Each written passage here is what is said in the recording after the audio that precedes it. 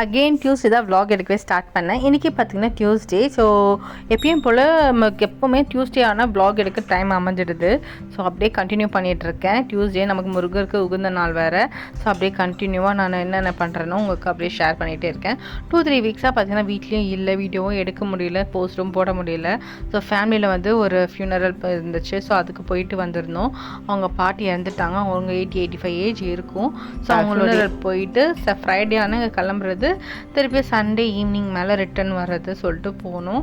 இது 1 or 2 weeks கழிச்சு திருப்பி ஃப்ரைடே ஆனால் கிளம்புறது, ரிட்டன் வர்றது மண்டே ஈவினிங் மேலே தான் ரிட்டனே நாங்கள் வந்தோம். வந்த உடனே பார்த்தீங்கன்னா எல்லாருக்கும் கோல்டு காஃப் ஆகிடுச்சு, த்ரோட் இன்ஃபெக்ஷன் ஆகிடுச்சு. அதனால் வீடியோ எடுத்து என்னால் வந்து வாய்ஸ் ஓவரும் கொடுக்க முடியல. நான் ரெக்கவர் ஆகி வந்த பிறகு தான் எல்லாமே ஒன் பை ஒன்னாக பண்ணிட்டு இருந்தேன். பார்த்தீங்கன்னா இன்றைக்கி டியூஸ்டே என்னமோ கொஞ்சம் எல்லாமே க்ளீன் பண்ணிடலாம், நம்ம அதுக்கும் போயிட்டு வந்தோம் இல்லையா.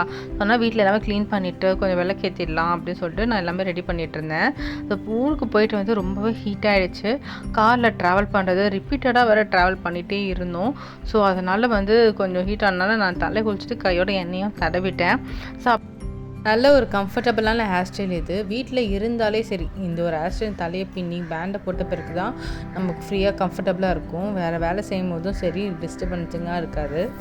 நீங்கள் வீட்டில் இருக்கும்போது உங்களுக்கான கம்ஃபர்டபுளான ஹேர் ஸ்டைல் எதுன்னு சொல்லிட்டு கமெண்ட் பண்ணுங்கள்.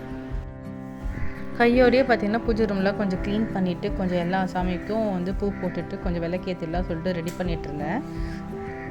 ரொம்ப நாள் கழித்து வீட்டில் விளக்கேற்ற பிறகு தான் கொஞ்சம் வீட்டையும் கொஞ்சம் பீஸ்ஃபுல்லாக டிவைனாக இருந்துச்சு. ஸோ இதோட பார்த்திங்கன்னா பாப்பா ஈவினிங் வர டைம் ஆகிடுச்சு. ஸோ வந்தோடனே அவளை ரெடி பண்ணிகிட்டு இருந்தேன்.